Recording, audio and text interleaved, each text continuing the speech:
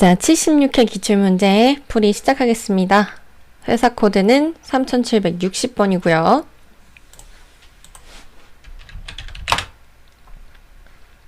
예지전자 접속하시고요.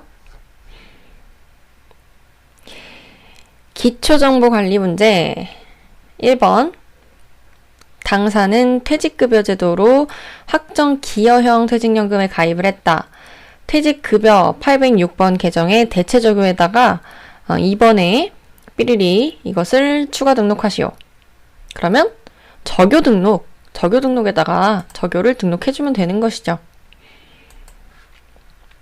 그래서 여기 계정 과목 및 적요 등록에 클릭해서 806번이라 그랬으니까 뭐 쭉 내려가지고 806번 찾아도 되지만 그냥 아무거나 클릭해서 806 쳐주어서 밑으로 내려가겠습니다. 해서 대체 적요 2번에다가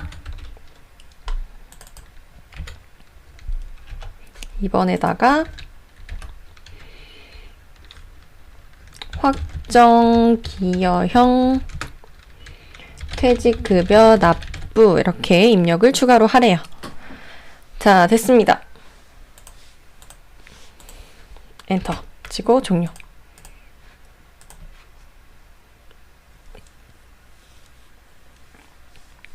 2번 전기분 손익계산서를 검토를 했더니 오류가 발생됐대요.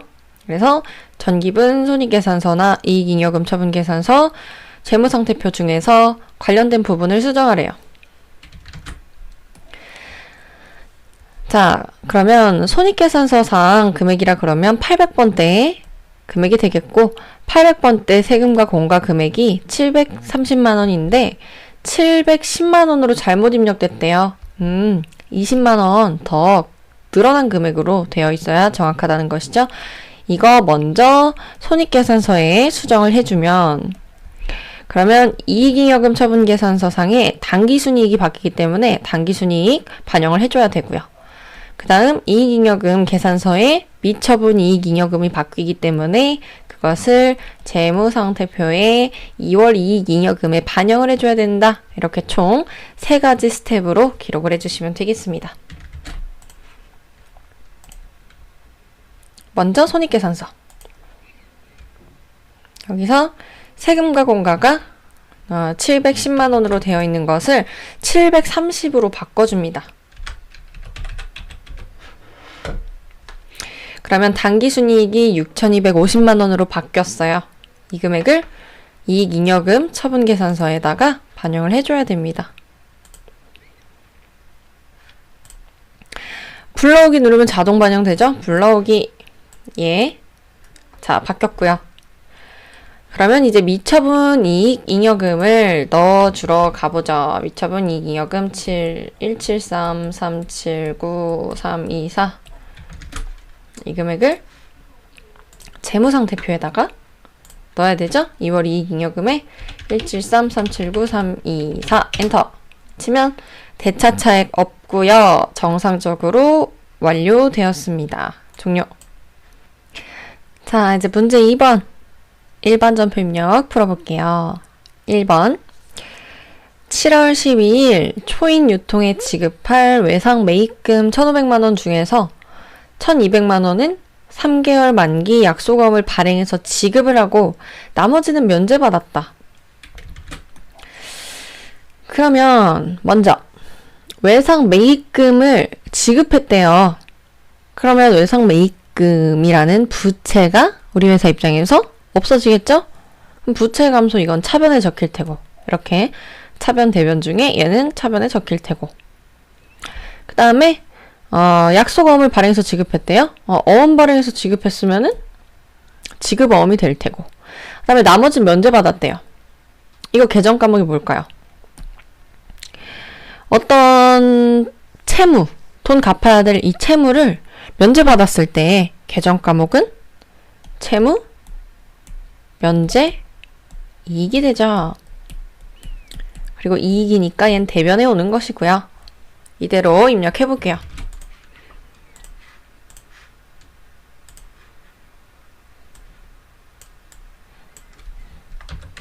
7월 12일 차변에는 외상매입금이라는 부채의 감소. 거래처 밝혀줘야죠? 누구한테 갚을 돈을 갚은 것이냐? 초인유통. 얼마? 1,500만원. 근데 어떻게 갚았냐? 일단은 지급어음으로 갚았습니다. 지급어음도 거래처 밝혀줘야 되죠. 나중에 누구한테 돈을 줄 것이냐? 초인유통한테 줄 것이다. 1,200만원. 그리고 나머지는 면제받았대요. 채무, 면제, 이익으로 300만원. 됐습니다. 2번. 7월 15일 매출처 2도 상사의 외상 매출금 100만원이 당사의 당좌예금 계좌로 입금되었다. 그럼 이것도 외상 매출금 자산이 있었던 것을 회수했기 때문에 이제 외상 매출금을 없애주면 되겠죠? 자산의 감소로 대변에다가 적어주면 되겠고요. 7월 15일 날 외상 매출금 회수했으니까 없애야 되죠. 대변에 외상 매출금 100만원. 그리고 이것을 돈으로 받았대요. 그럼 자산의 증가. 당좌 예금으로 받았대요. 102번 당좌 예금 100만원. 이렇게 처리해 주시면 되겠습니다.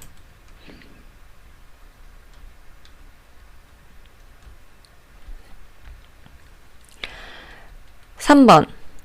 7월 25일 제품 매출처인 국제통신의 외상 매출금 중에서 57만원은 제품 분량으로 애누리해서 주고 애누리 해주고 나머지는 보통 예금으로 송금받았다. 이것도 마찬가지로 외상 매출금을 회수했어요. 그럼 일단 적어보죠. 외상 매출금을 회수했을 때 외상 매출금 자체는 감소하게 되는 것이죠. 대변에 외상 매출금 108번. 외상 매출금. 근데 거래처. 누구한테 받을 외상 매출금이에요? 국제통신이죠. 1,000만원. 이것을 회수를 했는데 어떻게 했냐면 57만원은 제품 분량으로 애누리 해줬대요. 애누리. 내가 매출을 하고 애누리 해줬으면 매출 애누리가 되는데 우리 계정 과목에는 차변 계정 과목에는 매출 환입 및 애누리 이렇게 통합되어 있어요. 매출 환입 및 애누리로 통합되어 있다. 매출 환입은 매출을 했는데 반품 들어온 것을 말을 하고 애누리는 뭔가 결함이 있지만 상대방이 그냥 사용한다 그래서 깎아준 걸 말을 하죠. 이렇게. 근데 이 중에서 제품 매출이니까 상품 매출이 아니고 제품 매출이니까 405번 제품 매출로 처리를 해주시면 되겠고요. 얘가 57만원. 그리고 나머지는 보통 예금으로 나머지를 싹 받았대요. 그러면 103번 보통 예금 처리를 해주면 되겠죠. 자, 이렇게 해서 943만원 다 보통 예금 처리해 주시면 되겠습니다.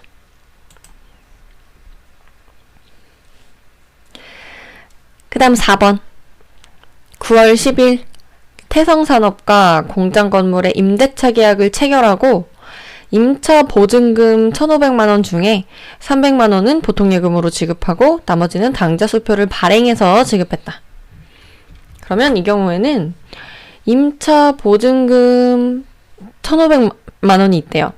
일단 임차 보증금이 뭘까? 자산일까요? 부채일까요? 임차 보증금은 내가 빌리고서 보증금을 지급한 거예요. 그렇기 때문에 나중에 돌려받을 수 있다. 그래서 얘는 자산입니다. 차변에 적히는 것이죠. 참고로 이거 중요하니까 한 번 더 괜히 하는 거예요. 임대보증금은 내가 빌려주고 보증금 받은 거기 때문에 나중에 다시 보증금 되돌려 줘야 된다. 그래서 얘는 부채 계정 과목입니다. 그러면 임차보증금을 지급하고 임차보증금이라는 자산이 생긴 거예요. 일단 임차보증금 자산이 생긴 것이고 이 중에서 보통예금으로 300만원 지급하고 그 다음에 당좌수표로 당좌예금에서 돈이 나머지가 나간다. 이렇게 기록을 하면 되겠죠.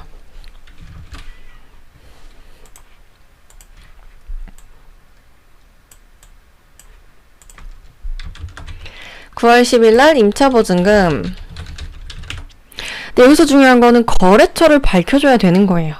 왜냐면 임차보증금을 누구한테 받았으며 다시 누구한테 돌려줘야 되는지 거래처를 밝혀놔야 제대로 줄 수 있겠죠.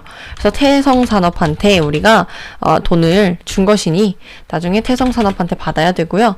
지금 현재 보통예금으로 300만 원 지급했고 나머지는 당좌 수표를 발행해서 지급했다. 당좌 예금에서 1200만 원 나갔다라고 이렇게 기록해주면 되겠습니다.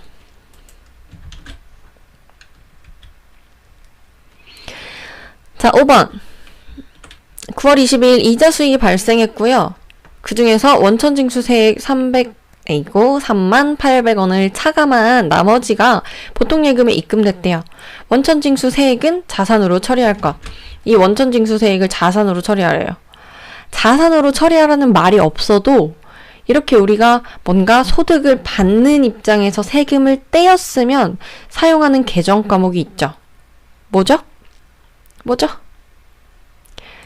선납 세금이죠.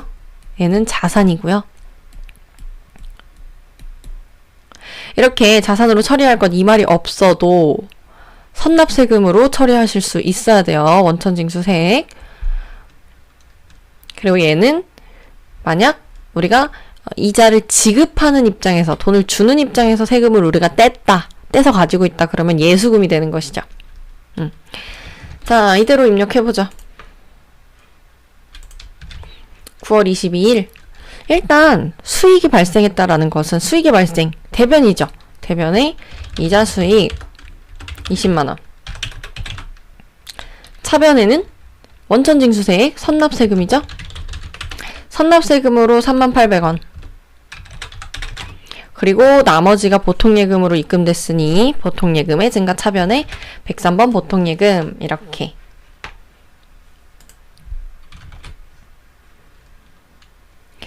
자, 6번. 제품을 매출하고 상조로부터 수취한 어음이 있었대요. 이 어음이 부도 처리가 됐대요. 그것을 회계 처리하래요.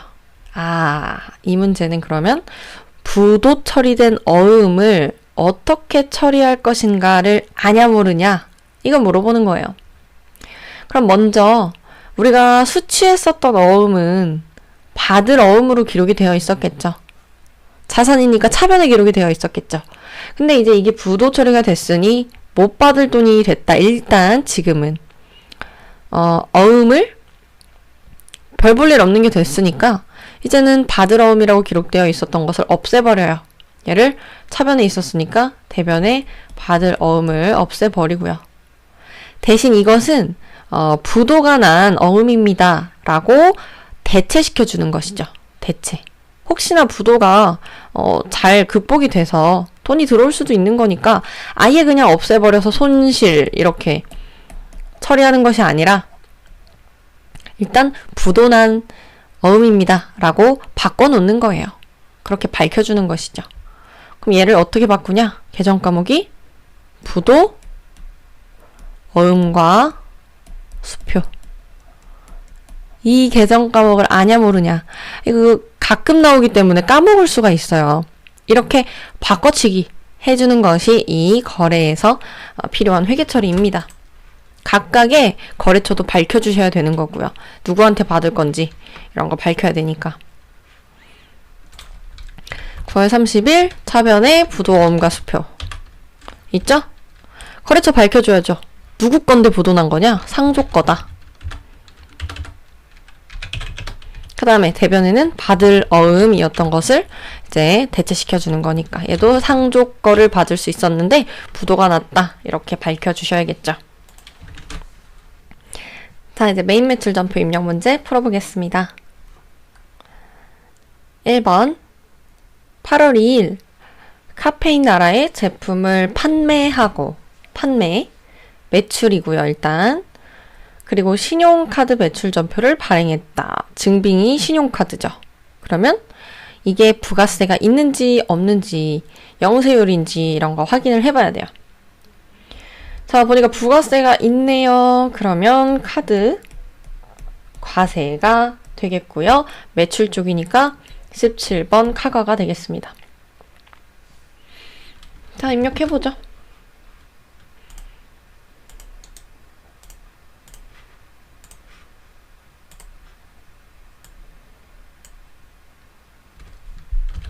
8월 2일 매출에서 카드에서 부가세 있으니까 카과. 제품을 판매했고요. 공급가액은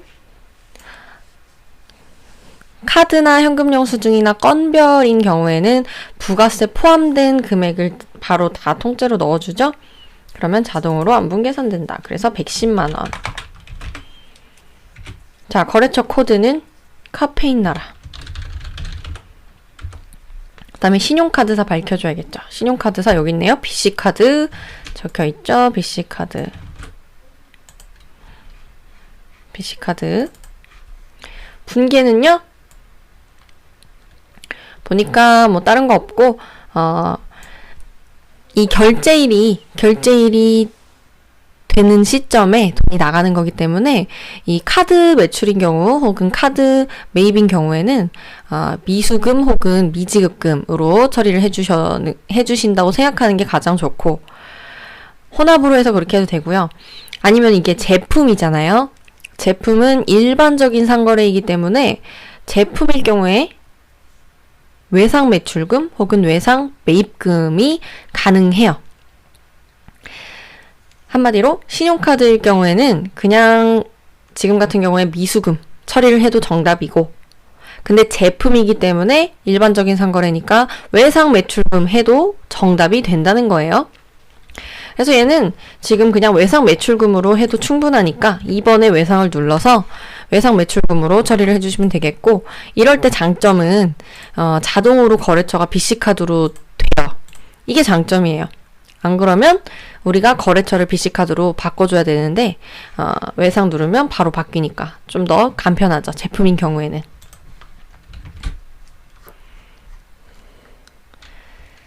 (2번) 8월 14일 무역의 구매 확인서에 의해서 제품을 1,400개, 개당 12,500원씩 해서 납품했대요. 납품했다는 것은 물건을 팔았다는 거니까 매출 쪽이고, 증빙은 영세율 전자세금 계산서. 매출에서 영세율이면 12번 영세가 되겠고요. 대금 중에 200만 원은 당좌 수표로 받고, 수표로 받았을 때는 수표를 받은 거니까 현금으로 기록이 되는 것이고요. 받았을 때에는.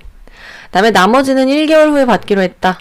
1개월 후에 받는데 제품이니까 외상 매출금으로 처리하면 되겠구나.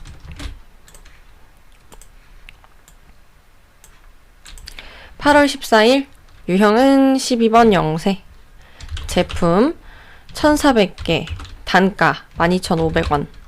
공급가액 있고요. 수출이니까 영세율 부가세 없고요. 거래처는 무역, 전자. 맞죠? 그 다음에 영세율 구분을 봤을 때 F2 누르면 구매확인서니까 3번에 내국 신용장이나 구매확인서 3번 체크. 그 다음에 분계는 혼합되어 있으니까요. 혼합으로 하고, 제품 매출인데 돈 어떻게 받았냐? 차변에 당좌 수표로 받았대요. 이거는 현금이죠? 현금으로 200만 원 받았고, 나머지는 아직 못 받았다. 근데 제품이니까 외상 매출금, 일반적인 상거래니까 외상 매출금 처리해 주시면 되겠습니다.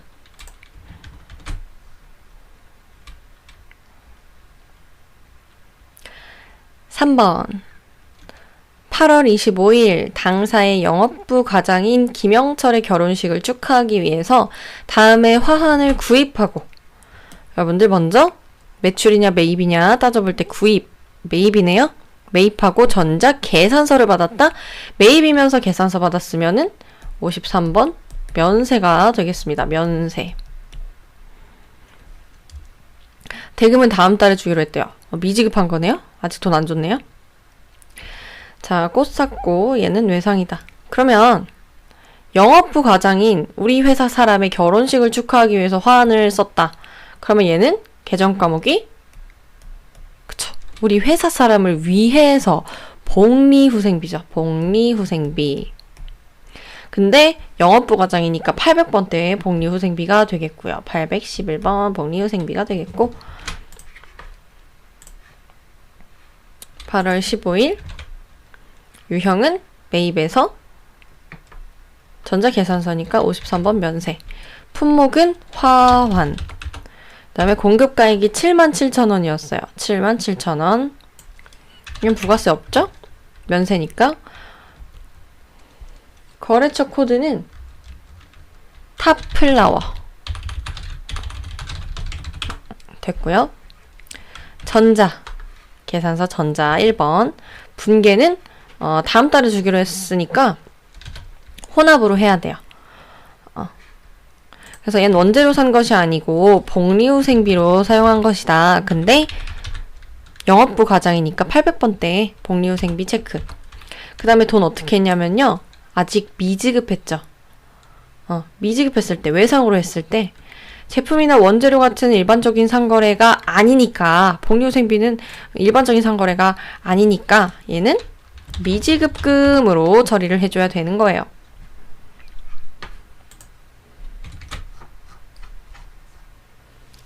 (4번) 9월 10일 미국의 거래처로부터 원재료를 수입하면서 수입, 일단 매입 쪽이죠. 매입 쪽이고 수입 거래는요 하나밖에 없어요. 전자 수입 계산서 받았으면 55번의 수입 이것밖에는 없습니다. 먼저 유형은 찾았고요. 얘네한테 수입하면서 평택세관으로부터 전자 수입 계산서를 발급을 받았고 800만 원짜리 그리고 부가세 80만 원을 현금으로 납부했다. 자, 해보죠.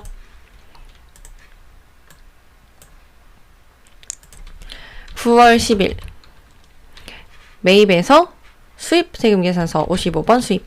품목은 원재료. 공급가액 800만 원. 부가세 80. 코드 평택세관으로 해주셔야 돼요. 평택세관. 전자 맞고요. 분계는 그냥 깔끔하게 현금으로 납부했다 그랬으니까 현금 처리해주면 부가세 80만 원에 대한 이 납부 금액이 딱 거래가 입력이 됩니다. 현금 처리해주시면 되겠습니다.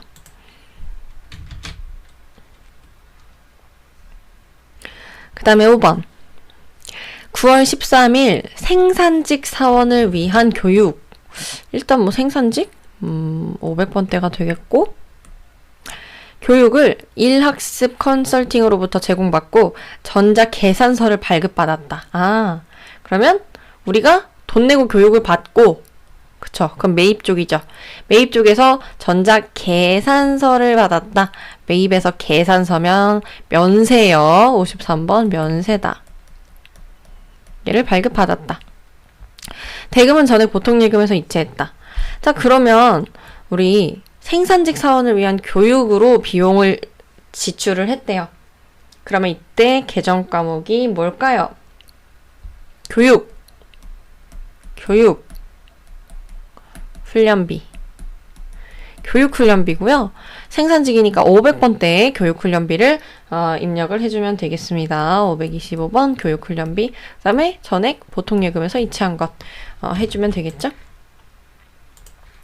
참고로 교육 쪽은 이제 면세 몇몇 빼고는 뭐 춤학원이라던가 운전면허 학원 빼고는 이 면세 항목이기 때문에 지금 계산서를 발행받은 거예요. 53번 면세. 교육. 공급가액은 330만 원. 코드는 1학습 컨설팅. 전자 맞고요. 분계는 보통예금에서 이체를 했으니까 혼합이고 얘 원재료 산 것이 아니고 교육훈련비죠. 그리고 500번대 525번 해주고 돈 어떻게 냈냐? 보통예금으로 냈습니다. 됐습니다.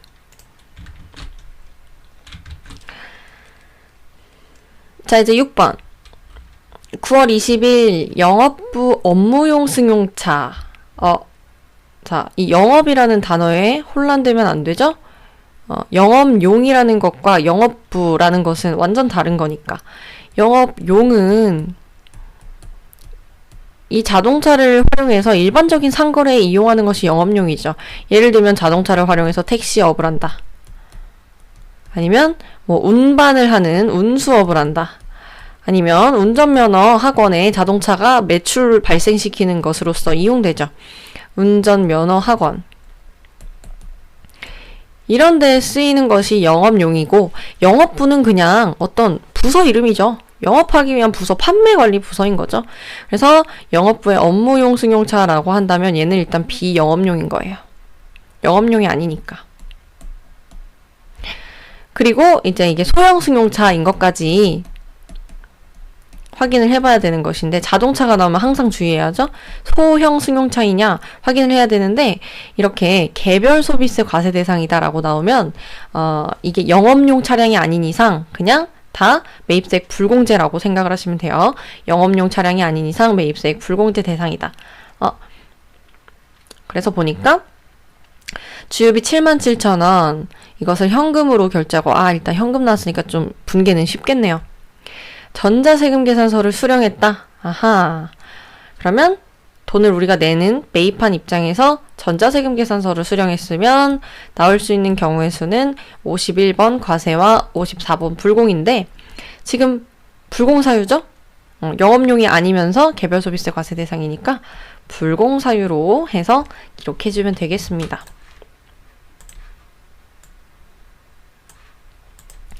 9월 20일 54번 불공. 업무용 승용차. 이 품목은 점수에 안 들어가기 때문에 뭐 띄어쓰기 하든 말든 상관없어요.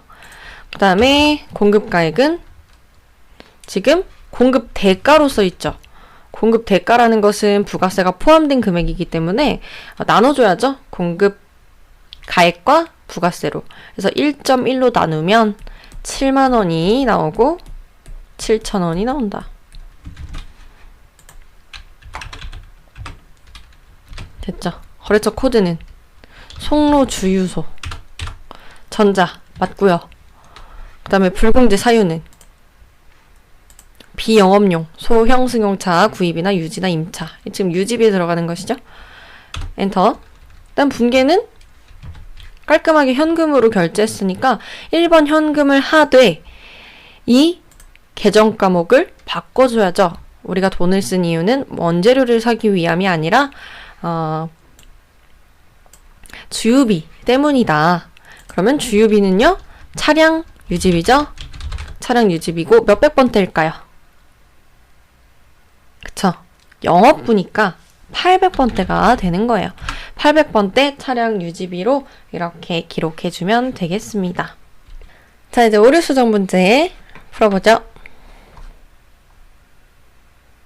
1번 10월 27일 일반전표에 한국유통에 외상 매출금 3천만 원이 전액 보통예금 입금된 것으로 회계 처리하였으나 1,000만 원만 보통예금으로 회수가 되었고 나머지는 한국유통이 발행한 약속 어음으로 받았음이 확인되었다. 전액 보통예금으로 외상매출금 회수한 줄 알았는데 알고 보니까 1,000만 원만 된 거고 나머지는 어음이었대요. 바꿔주죠? 일반 전표 입력이죠?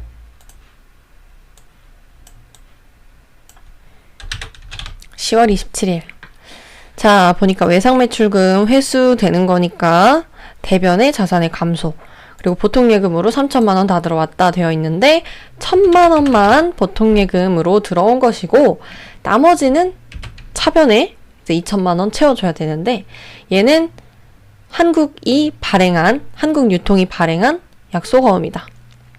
그럼 우리 회사 입장에서는 받을 어음이 되는 것이죠? 받을 어음, 우리가 받아야 될 어음이니까 해주고, 거래처도 누구한테 받을 거냐? 한국유통한테 받을 거죠. 그러니까 한국유통이 3천만 원 중에 1,000만 원만 일단 갚고 나머지는 다시 어음을 줘서 일단 메꾼 거예요. 일단은 조금 기한을 늘렸다. 기한이 이렇게 있죠. 2번 11월 9일 공장기계 수선비로 300만 원, 부가세에 30만 원 별도를 전액 현금으로 지출하고 LS 산정으로부터 수취한 전자세금 계산서에 대해서 수익적 지출로 전부 회계 처리를 했으나 이 중 200만 원은 자본적 지출임이 확인되었다. 자, 일단 우리 기계를 수선할 때, 뭐 어떤 유형자산을 수선했을 때 이것이 수익적 지출이면요, 얘는 그냥 유지, 뭐 보수 이 정도일 때 수익적 지출로 기록을 하는 것이고, 이때 계정 과목은 수선비라는 계정 과목을 사용을 하는 것이죠. 근데 자본적 지출인 경우가 있어요. 얘는 실제로 그 자산의 가치를 증대시키는 그런 지출일 때, 이때는 계정 과목을 해당 유형 자산으로 처리를 하는 것이죠. 취득 원가에다가 늘려주는 거니까. 그래서 지금 공장 기계니까 얘 같은 경우에는 자본적 지출이라고 한다면 계정 과목을 기계 장치라는 계정 과목으로 사용을 해줘야 된다는 거예요. 근데 문제에서 보니까 전부 다 수익적 지출로 회계 처리했다. 즉 전부 다 수선비로 회계 처리를 했으나 그 중에 200만 원은 기계 장치로 했어야 된다라는 것이죠. 얘는 100, 얘는 200 이렇게. 자, 그리고 부가가치세가 있었고 뭐 세금 계산서가 있었다 하니까 얘는 매입 매출 전표로 들어가면 되겠습니다.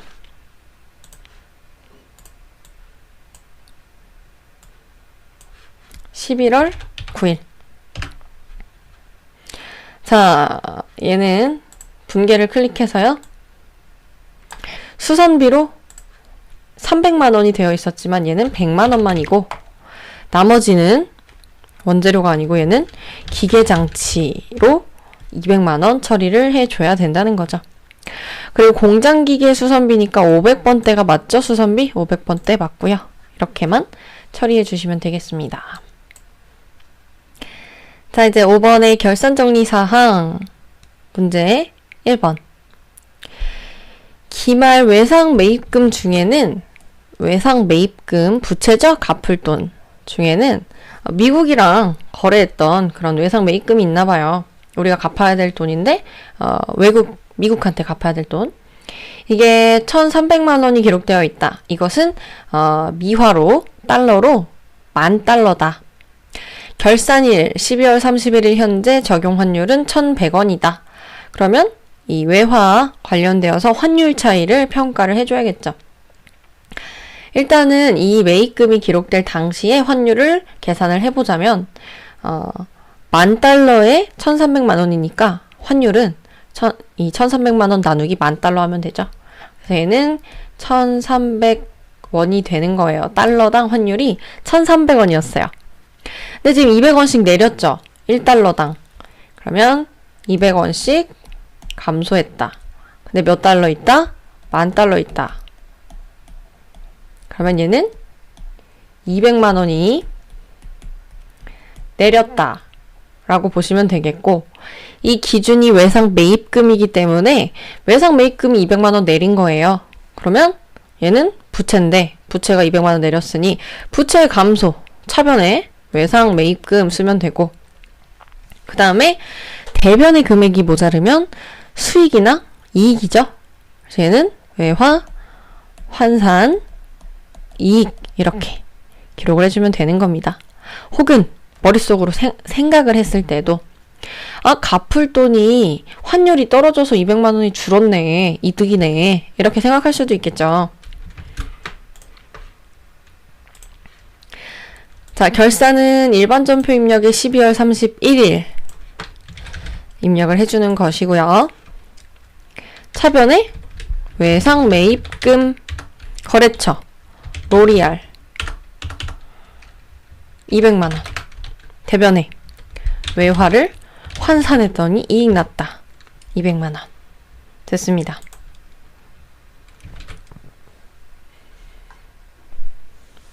(2번) 기말 현재 국민은행 차입금 중에서 3년 만기짜리 중에서 장기 차입금이었네요. 500만 원이 상환 기간이 1년 이내로 도래를 했대요. 그러면 사실 장기 차입금이었지만 이제는 500만 원은 단기 차입금이 되는 것이죠. 그랬을 때 유동성 대체를 위한 요건이 모두 충족되었다. 어떻게 회계 처리할 것이냐라는 것이죠. 그러면 장기 차입금이었던 500만 원을 단기 차입금이 된 것으로 바꿔주면 되는데, 그럴 때 사용하는 계정 과목을 아냐 모르냐 물어보는 것이죠. 이렇게 장기 차입금이 단기 차입금이 됐을 때 쓰는 계정 과목을 뭐라 그러죠? 유동성 장기부채. 유동성 장기부채로 장기차입금을 대체시켜주면 되는 거예요.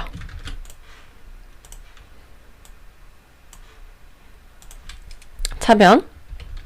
장기차입금이라는 부채를 감소시켜줘요. 왜냐? 이젠 장기가 아니니까. 거래처 국민은행 500만원. 그리고 이것을 유동성 장기부채로 바꿔줍니다. 얘도 국민은행이죠. 국민은행한테 1년 이내에 갚을 돈으로 만들어주는 거니까. 자, 됐고요. 이제 3번 보니까 재고자산의 기말재고액이 나왔어요. 얘네들은 자동결산으로 손쉽게 풀 수 있는 문제죠. 이제 어려운 거 다 했습니다. 결산자료 입력, 엔터 엔터. 책 보고 할게요. 원재료가 1,550만원. 여기 원재료 이 연두색 칸에다가 넣는 것이죠. 1,550만원. 그 다음에 제공품이랑 제품은 좀 밑에 있죠. 밑으로 가서 여기 동그라미 10번에 기말 제공품 재고액 120만원. 그 다음에 기말 제품 재고액 7,650만원. 됐죠? 그 다음 제일 중요한 거 전표 추가. 그리고 완료된 것을 확인하고 종료합니다. 자, 이제 장부조회 문제 풀어볼게요. 1번. 6월 말 현재 외상매입금 잔액이 가장 큰 거래처명과 그 금액은 얼마인가? 여기서는 이렇게 거래처 나왔으면 거래처 원장을 뒤져서 외상매입금들 중에서 가장 잔액이 큰 거래처명 찾아주면 되는 거예요. 거래처 원장 여기 있죠? 6월이라 그랬고요. 6월 계정 과목은 외상 매입금. 그쵸? 그리고 거래처는 전체 거래처들 중에서 잔액 제일 큰 거 찾아야 되니까 엔터 치시면 처음부터 끝까지 다 나와요. 엔터. 그러면 이 중에서 잔액이 외상 매입금 잔액이 제일 큰 거 찾아보죠. 오, 정렬이 되어 있어요. 소나무 유통이네요. 소나무 유통 그리고 금액은 1억 500만 원이다 라고 적어주시면 되겠습니다.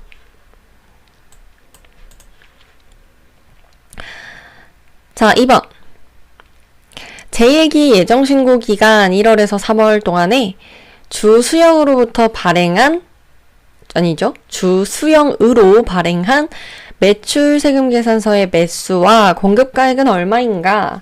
이렇게 뭐 세금 계산서 관련된 거를 물어보면은 얘는 세금 계산서 합계표 보시면 되는 거예요. 세금계산서 합계표는 부가가치 탭에서 세금계산서 합계표에 있죠. 그리고 예정신고 기간 1기니까 1월부터 3월 문제에 나와 있고요. 1월부터 3월에 매출 세금계산서라고 했으니까 여기 매출 탭 하시면 돼요. 만약에 문제에서 매입 세금계산서다 그랬으면 매입 탭을 누르면 되고요. 그래서 매출 세금계산서에서 수영으로 발행한 것 여기 있죠. 수영으로 발행한 매수 매매. 그 다음에 공급 가액은 얼마인가? 공급 가액 물어봤으니까 2,960만 원이 정답이 되겠습니다. 만약에 세액 물어봤으면 2,266만 원 되죠? 266만 원. 그럼 여기서 근데 원래 부가가치세는 공급가액의 10% 아닌가요? 왜 세액이랑 공급가액이랑 10%가 아니라 조금 차이가 나죠? 이렇게 궁금하실 수가 있는데 이런 경우에는 영세율은 세액이 없잖아요. 영세율이 섞여 있는 경우에는 이렇게 될 수가 있어요. 이 밑에도 볼까요? 주동화 공급가액은 4,188만 원인데 세액은 10%보다 훨씬 아래죠. 그렇다는 것은 영세율이 껴있겠다라고 추측도 해볼 수가 있죠. 마침 보니까 업태도 수출이네요. 자, 됐고요. 3번. 1월부터 4월까지 판매비와 관리비 현금 지급액이 가장 큰 월가 금액은 얼마인가라고 되어 있어요. 이런 경우에는 판매비와 관리비라는 것은 800번대 비용을 모조리 합친 금액이거든요. 그러면서 현금 지급액을 물었다? 그러면 얘는 월계표 보시면 돼요.